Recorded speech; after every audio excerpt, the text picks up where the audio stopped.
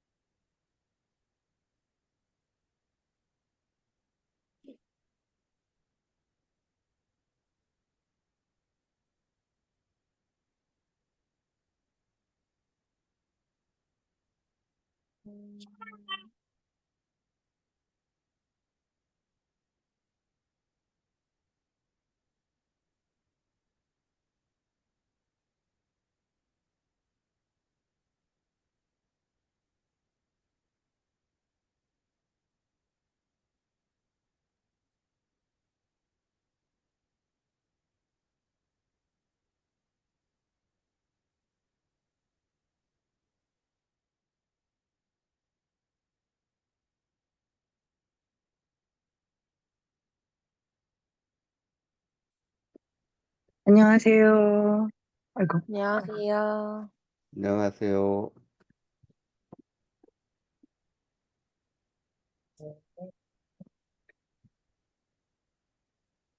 예, 오늘 오늘, 예, 네, 시작하기 전에 제가 물 이야기 간단히 말씀드린다고 했는데, 네, 네, 간단한 버전으로 할까요? 풀 버전으로 할까요?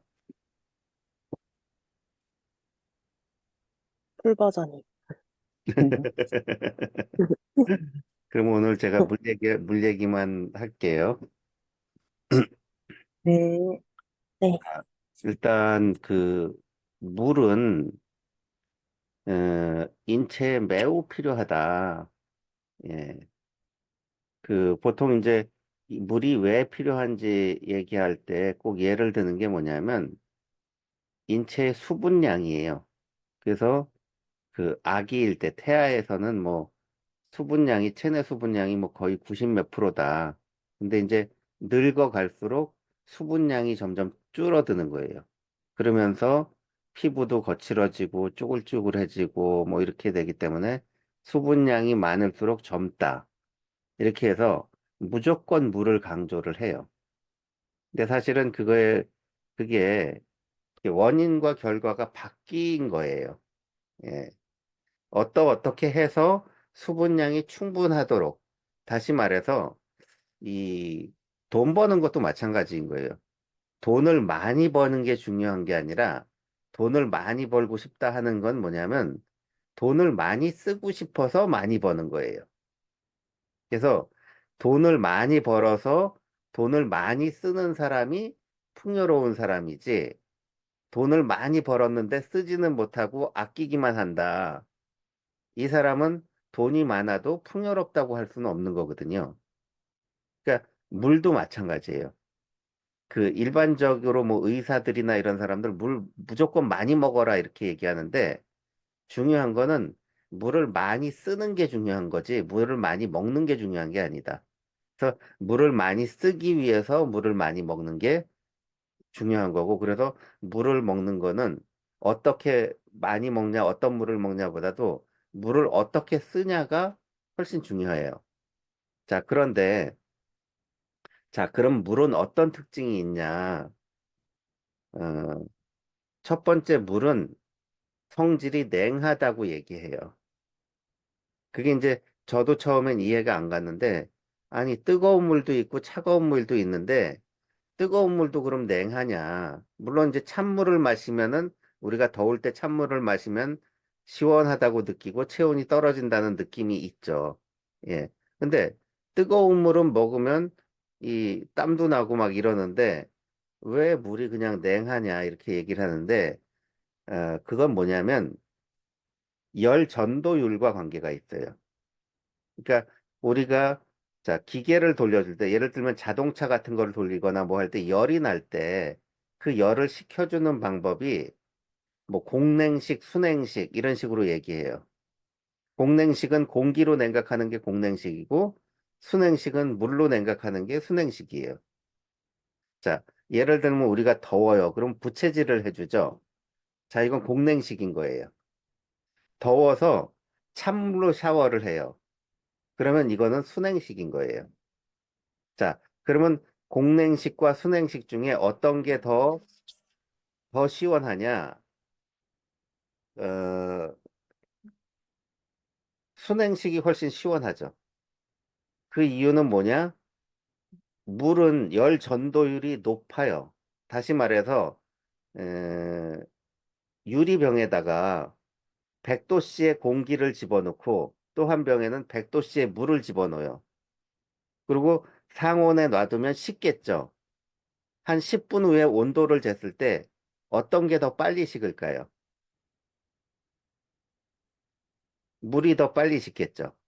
예. 그 얘기는 뭐냐? 우리가 뜨거운 물을 먹어주면 이 뜨거운 물 때문에 체온이 올라갈 수 있는데 그거 이제 잠깐이에요. 뜨거운 물이 식고 나면 우리 몸에 물의 양이 많아지면 물 때문에 우리 체온이 더 잘 떨어져요. 예. 그래서 이거는 좋다 나쁘다의 문제가 아니라 물을 먹어주면 물이 냉한 성질이 있어서 체온을 떨어뜨리는 역할을 해요. 자, 그래서 그러면 체온을 떨어뜨리는 게 좋으냐 나쁘냐? 자, 체온이니까 우리가 뭔가 안 하고 있고 체온이 높은 상태가 아닐 때 체온을 떨어뜨리면 그건 안 좋겠죠. 근데 우리가 열심히 운동을 하거나 일을 하거나 하면 체온이 올라가요. 그럴 때는 체온을 떨어뜨려 줘야겠죠. 그래서 물의 성질이 그렇기 때문에 그걸 잘 활용해야 된다. 다시 말해서 물을 잘 활용하는 건 뭐냐면 우리 체온을 높여줘야 돼요. 우리 체온을 높여준다는 건 활동을 많이 해줘야 돼요. 그리고 물을 먹어주면 물이 체온 조절을 해주는 역할을 한다. 그리고 단지 물이 열 전도율이 높아서뿐만 아니라 물은 기화열이라는 게 있어요. 그래서 액체에서 기체로 바뀔 때 그 자체만으로 열을 뺏어가요. 그래서 우리 몸에서 하는 역할이 뭐냐면 땀이에요, 땀. 그래서 더울 때 땀이 나면 이 땀샘으로 물방울들이 조금 있다가 얘네들이 증발하면서 우리 몸의 체온을 쫙 뺏어가는 거예요. 근데 땀이 그런 역할을 하면서 그것만 하냐? 그게 아니라 우리 몸의 수분 성분이 피부 끝까지, 피부 바깥까지 흘러가면서 물은 어떤 것들을 녹여주는 성질이 있어요. 모든 것들을 잘 녹여줘요. 그래서 뭔가 이동시킬 때 물이 꼭 필요한 거예요. 예. 그래서 땀으로 물이 나가면서 체내에 있는 노폐물이라든가 독소라든가 이런 거를 끌고 같이 나가줘요. 그렇기 때문에 땀을 원활하게 흘려줘야 우리 몸의 혈액순환도 잘 되고, 다시 말해서 피가 말단까지, 피부까지 피가 잘 가고, 그 다음에 그 땀을 통해서 노폐물이라든가 독소도 배출이 돼주고, 예, 그렇게 해요. 그리고 또 하나는 물은 농도를 낮춰주는 효과가 있어요. 그러니까 설탕물에다가 소금물에다가 물을 타면 짜든 게 싱거워지듯이 자, 우리 혈액도 물이 부족하면 끈끈해져요. 농도가 높아져요. 그러면 잘 못 흐르겠죠. 예. 이제 꿀 같은 건 되게 끈끈한데 꿀에다 물을 타면 잘 흐르듯이 그때 물을 먹어주면 혈액순환이 잘 되겠죠. 예. 그 다음에 또 하나는 물은 촉촉하게 해줘요. 자, 그래서 두 가지로 얘기하자면 일단 우선 단식할 때 그러면 왜 물을 못 먹게 하느냐? 자, 첫 번째는 단식을 하게 되면 우리 몸이 비상사태가 된다 그랬어요. 그래서 절약하는 그 초비상 상태로 해서 에너지를 안 쓰는 상태가 돼요. 그러면 체온이 자동적으로 떨어지겠죠. 그래서 강제적으로 활성화시키기 위해서 미네랄이라든가 유산균이라든가 이런 거를 메가요법으로 해서 많이 먹어주는 거예요. 그래서 그 영양소를 통해서 강제적으로 활성화시키려고 하는 거고, 그 다음에 단식 중에는 일단 열량이 없으니까 과격한 운동을 하기도 어려워요. 예. 그러니까 운동을 할 수도 없어요. 예. 그래서 체온을 올려주기 위해서 메가요법으로 비타민, 미네랄, 그 다음에 유산균을 많이 먹어주고, 그 다음에 그 각탕 같은 거로 강제적으로 열을 올려줘서 체온을 최대한 끌어올려서 활성화시키려고 하는 거예요. 그런데 물을 먹어주면 물이 냉한 성질이 있어서 아무리 따뜻한 걸 먹어도 물을 먹고 나면 그것 때문에 몸이 식는다 그랬잖아요. 그래서 체온을 떨어뜨리지 않기 위해서 첫 번째 물을 안 먹는 거예요. 그 다음에 또 하나는 아까 농도를 낮춰주는 특징이 있다 그랬죠. 그래서 어, 위는 어떤 음식물이 들어오면 위액을 확 뿌려줘서 위액이 강한 산성이기 때문에 어떤 음식이든지 완전히 암죽화 시켜줘요. 예. 그래서 가마솥에다가 불을 막 떼는 것처럼 위는 위산액을 확 분비시켜서 먹은 거를 살균도 해주고 암죽화 시켜주는데 거기다 물을 확 부어버리면 이 위액의 농도가 낮아지니까 그 기능이 확 떨어져 버리는 거예요. 다시 말해서 위가 제일 싫어하는 게 물이에요. 위가 제 기능을 하려면 물이 들어오면 가마솥에 찬물 확 끼얹는 거랑 똑같은 거예요. 예. 그리고 이제 어제도 잠깐 얘기했지만 단식을 하게 되면은 이 첫 번째가 뭐냐면 이 소화기관을 쉬게 해주는 게 첫 번째 목표예요. 예. 그러니까 우리가 아침, 점심, 저녁만 딱 먹으면 좋은데, 뭐 간식 먹지, 야식 먹지 하면은 소화기관이 쉴 틈이 없어요. 하루 종일 뭘 계속 집어먹는다. 그러면 소화기관은 하루 종일 일을 해요. 근데 소화기관은 근육처럼 좀 일을 하면 뻐근하거나 이래서 쉬어야 되는데, 그런 뻐근한 느낌이 안 드니까 소화기관은 우리가 과로를 많이 시켜도 잘 몰라요. 그러면 어떻게 되나? 얘네들이 신진대사도 못해요. 세포가 재생하고 해야 되는데 계속 일을 시키니까 그런 걸 못해요. 그래서 일정 기간 소화기관을 쉬게 해주면 소화기관이 그때 회복하는 거예요. 이제 소화할 거 없으니까 이제 세포 재생도 하고 뭐도 하고 해야지. 그래서 단식을 하는데 어떻게 되냐면 이 소화기관 장벽 세포들이 탈피가 되면서 변으로 나오기도 해요. 그래서 어떤 사람은 이상하게 내가 순대도 안 먹었는데 똥을 누니까 순대가 나오더라. 뭐 이런 얘기도 하거든요. 그게 이제 소화기관이 쉬면서 어떤 세포 재생도 하고 그다음에 기력을 회복하게 하는 게 단식이에요. 근데 아까 얘기했듯이 위가 제일 싫어하는 게 물이다. 그래서 쉬게 해야 되는데 물을 확 집어넣어주면 위가 힘들어지는 거예요. 그래서 일반적으로 우리가 하는 단식이 아니라 외부의 단식은 물을 먹으면서 하게 되면 위장이 약해져서 단식하고 나서 보식이라는 걸 통해서 죽부터 먹는 이유가 위장이 약해져서 그런 거예요. 예. 근데 이제 물을 왜 먹냐? 단식하면서 딴 데선 왜 물을 계속 먹냐? 우리가 탄수화물을 소화해서 에너지원으로 쓸 때는 문제가 없는데 탄수화물이 안 들어오면 다른 에너지원, 단백질이나 지방을 태워서 이제 에너지를 써야 되는데 지방이나 단백질을 태울 때는 케톤산이라는 산화 물질이 나와요. 그래서 물을 안 먹고 오랫동안 단식을 하면은 산혈증에 걸려서 죽을 수도 있어요. 그래서 장기간 단식할 때는 반드시 물을 먹어야 된다.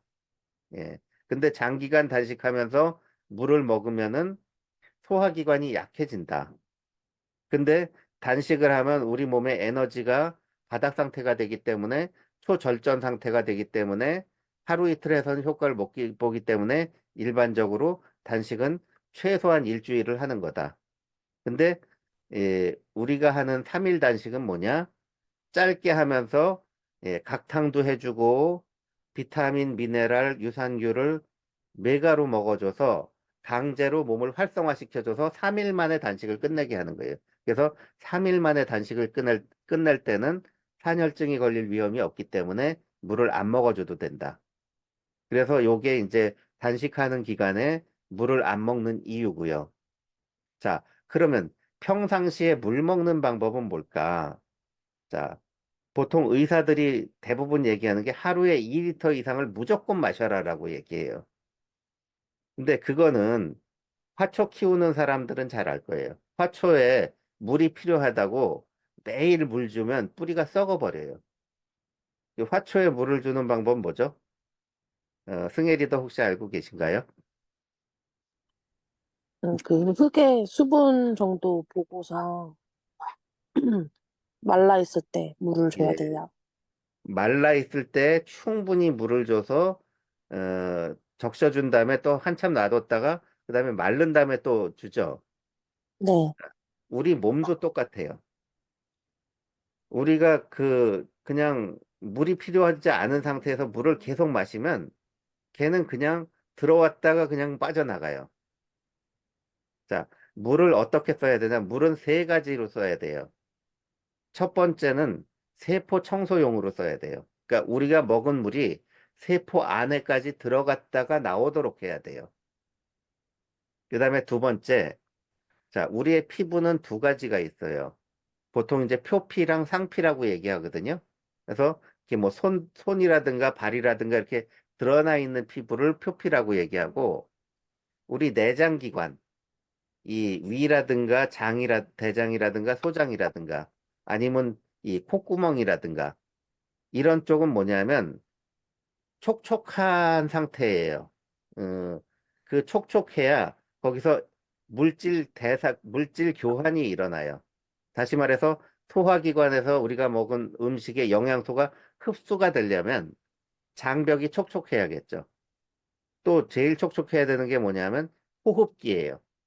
폐하고 호흡기가 촉촉해야 폐를 통해서 산소와 탄소 대사가 원활하게 이루어지고, 그 다음에 호흡기가 촉촉해야 들어오면서 각종 이물질이나 균들이 점막에서 잡아서 걔를 못 들어오게 해줄 수 있어요. 그래서 점막이 촉촉하게 하기 위해서는 물이 충분해야 돼요. 자, 그래서 특히나 폐가 촉촉해야 돼요. 폐가 촉촉해야 우리가 이 산소 호흡을 원활하게 할 수 있다. 그래서 폐가 촉촉하게 하기 위해서는 폐로 우리가 들숨, 날숨이라 그러죠. 내쉬는 숨을 통해서 수분이 나가게 해야 돼요. 다시 말해서 우리가 물을 먹는 것보다 물을 어떻게 쓰는 게 좋으냐?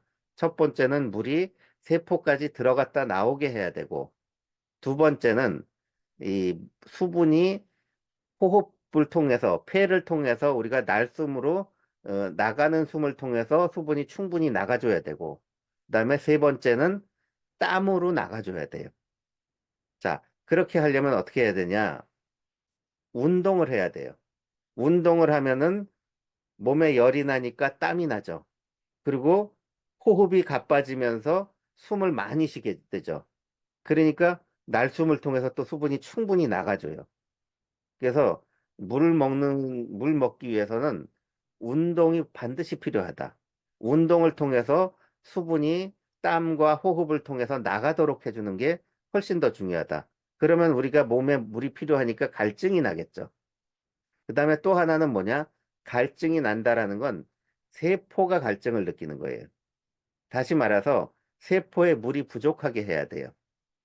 자, 그러면 우리가 혈액에 물이 있고 세포에 물이 있어요. 그래서 어 우리가 뭐죠? 그 체지방 측정할 때도 보면 그 항목이 있는 거예요. 세포 외 수분하고 세포 내 수분.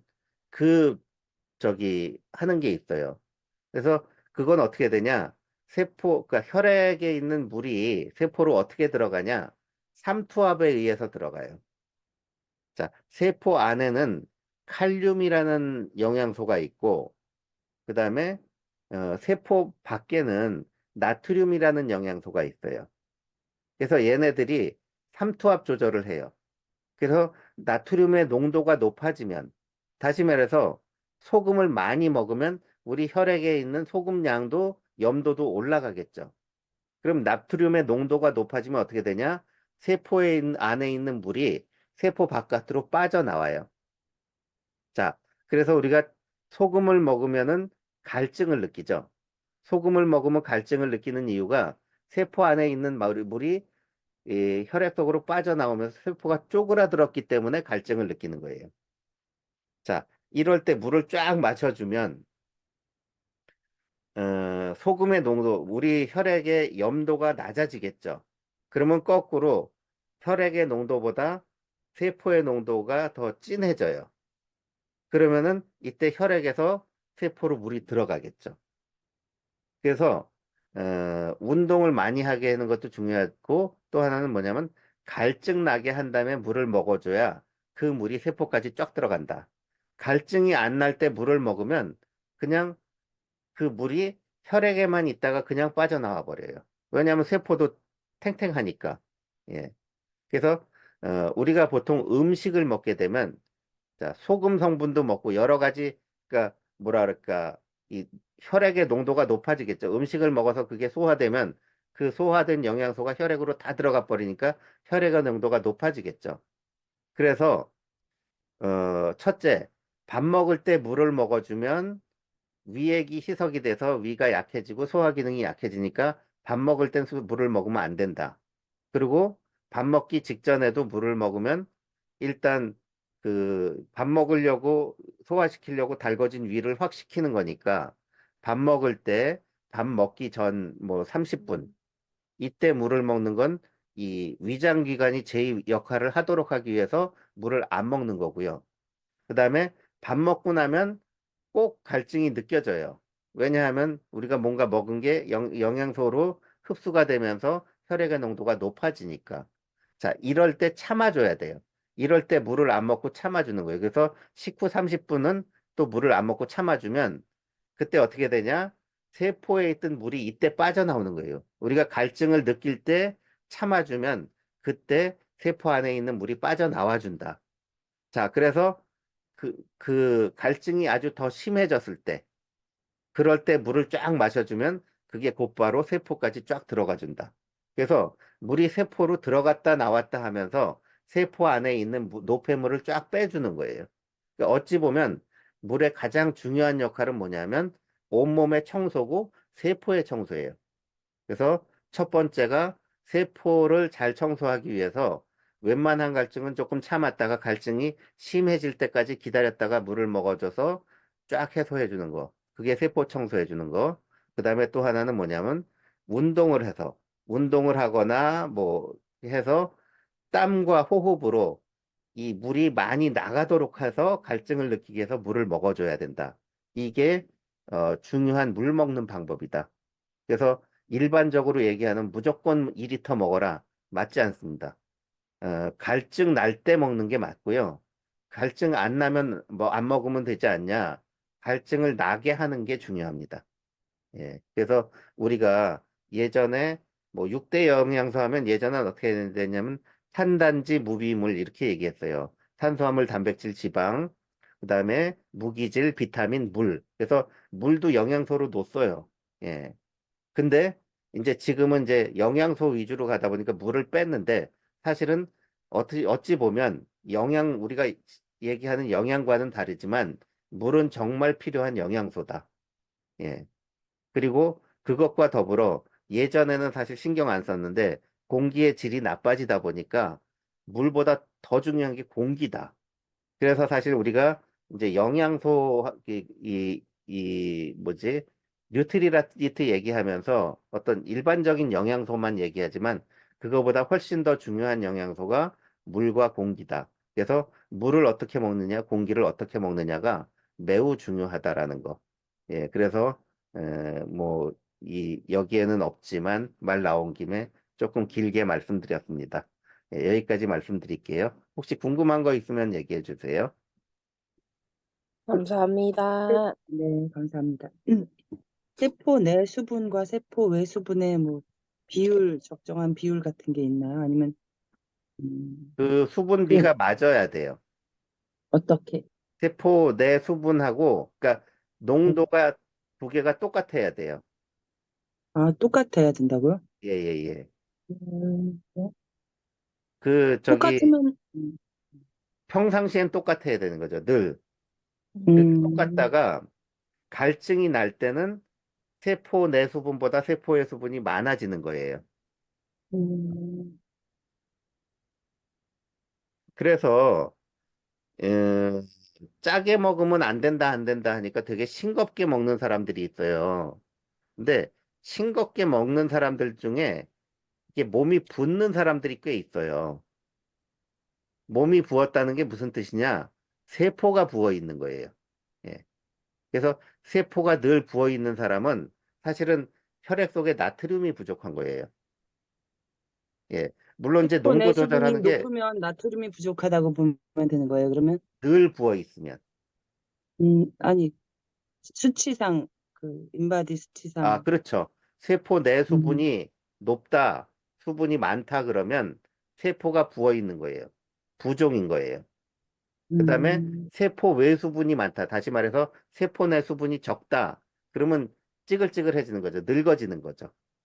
예. 음, 물론 그리고 농도 조절하는 게 지금 나트륨하고 칼륨만 얘기했는데, 자, 그래서 그 얘기를 또 할게요. 이 고혈압과 관련해서 맨날 얘기하는 게 떠드는 게 나트륨이에요. 지금은 사실은 그 이론이 바뀌었어요. 근데 많은 사람들이 모르고 있어요. 나트륨을 아무리 많이 먹어도 고혈압에 큰 문제 없다. 문제는 칼륨이다라고 얘기해요. 그래서 칼륨이 되게 중요한 영양소로 다시 대두되고 있어요. 그래서 이 나트륨을 조금 먹는 게 중요한 게 아니라 칼륨을 충분히 먹어줘야 고혈압이 해결된다라고 얘기하고 있어요. 그리고 옛날에 비해서 우리가 그러니까 나트륨은 바다의 미네랄이고 칼륨은 땅의 미네랄이라 그래서 채소를 많이 먹으면 칼륨을 많이 흡수할 수 있는 거고 바닷물이라든가 생선을 많이 먹으면 아니면 이 육식을 많이 하면 나트륨을 많이 섭취하거든요. 자, 그런데 예전에 비해서 채소 먹는 양이 훨씬 줄어들었어요. 그래서 칼륨 부족이라는 게 더 드러나고 있어요. 그래서 고혈압 환자들한테 강조해야 될 거는 나트륨 억제가 아니라 칼륨을 충분히 먹어주는 거다. 그 다음에 또 하나, 아프면은 몸이 붓는 경우가 있어요. 이럴 때 병원에서 뭐냐면 알부민 주사라는 걸 놔줘요. 그 알부민은 단백질, 그 20종의 아미노산 중에 하나인데 얘는 혈액 속에 있는 아미노산이에요. 근데 아미노산은 입자가 크기 때문에 세포 안으로 못 들어가줘요. 그래서 마찬가지로 알부민도 혈액의 농도를 조절해줘요. 그래서 혈액 내 알부민 농도가 떨어지면 마찬가지로 혈액의 농도가 낮아져서 세포가 붓게 돼요. 그래서 아픈 사람들이 붓는 경우, 이 경우는 뭐냐? 나트륨, 칼륨일 수도 있지만 알부민 농도가 부족할 때 그런다. 그래서 아파서 붓는 사람들은 병원 가면 알부민 주사를 놔줘요.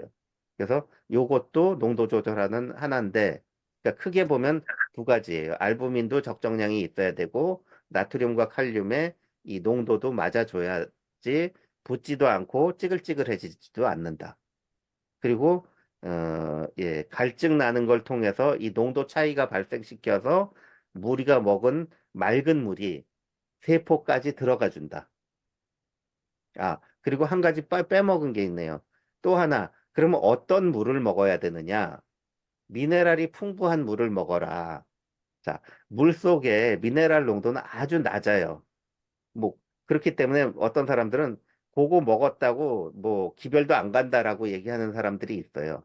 근데 미네랄은 말 그대로 이 미네랄이라는 게 미량 원소란 뜻이에요. 그러니까 우리 몸에 조금만 있어도 되는 거예요. 그렇기 때문에 아주 많이 먹을 필요는 없는데 중요한 건 미네랄이라는 것 자체가 흡수율이 아주 낮아요. 그래서 이 미네랄이 물에 녹아 있을 때 흡수율이 제일 높아요. 그래서 우리가 물에 녹은 미네랄, 물에 녹아 있는 칼슘하고 조개 껍데기를 갈아서 빻아서 그걸 먹는 거하고 흡수율 차이가 훨씬 많아요. 그래서 예, 미네랄이 충분한 많은 물, 또 그 천일염을 녹인 소금물이라든가 이런 걸 통해서 미네랄을 흡수하면 흡수율이 훨씬 높기 때문에 물은 어떤 물을 먹어야 되냐? 미네랄이 풍부한 물을 먹어야 우리가 미네랄 흡수율을 매우 높일 수 있고 할 수 있고 미네랄이 전혀 없는 물은 쉽게 말해서 증류수, 역삼투압 정수기 물은 우리 몸에 들어와서 오히려 얘가 몸속에 있는 미네랄을 녹여서 빼나가요. 왜냐하면 일반적인 자연적인 물에는 기본적으로 미네랄이 들어 있거든요. 그러니까 얘네들이 맹물이 들어오면 미네랄이 섞인 자연적인 물로 바뀌는 효과가 있기 때문에 미네랄이 전혀 없는 역삼투압 정수기 물을 먹으면 그 물이 나갈 때 계속 빼내간다.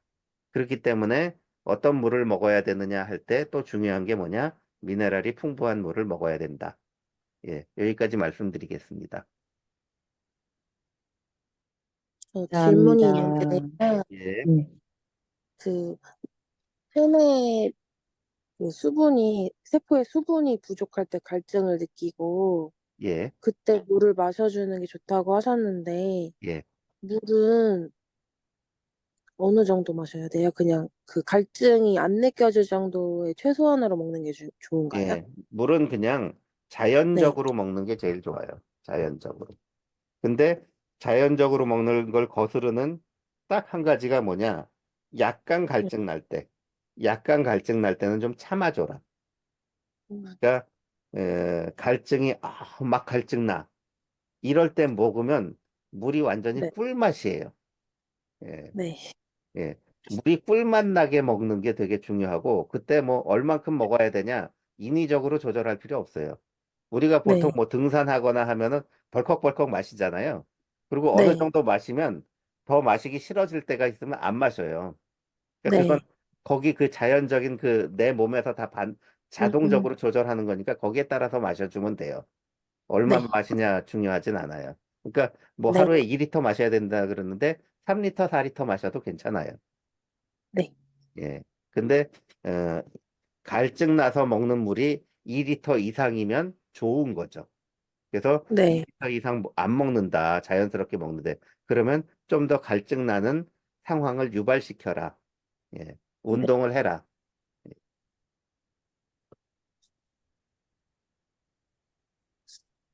감사합니다. 예.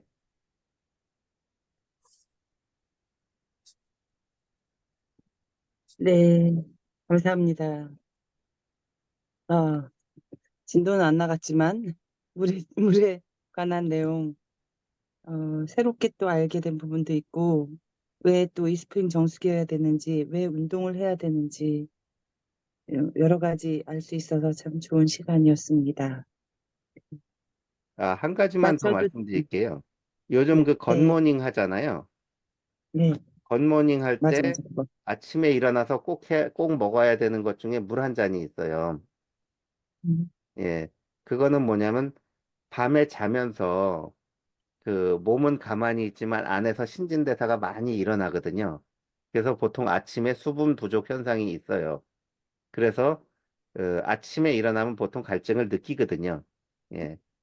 근데 이제 어쨌거나 갈증을 느끼건 안 느끼건 아침에는 수분 부족 현상이 있으니까 물을 충분히 먹어줘라. 요렇게 하는 의미에서 아침에 무조건 물을 한 잔 마시게 하고 이때도 찬물이 아니라 미지근한 물을 먹게 하는 이유는 자는 동안 체온이 올라갈 일이 없잖아요.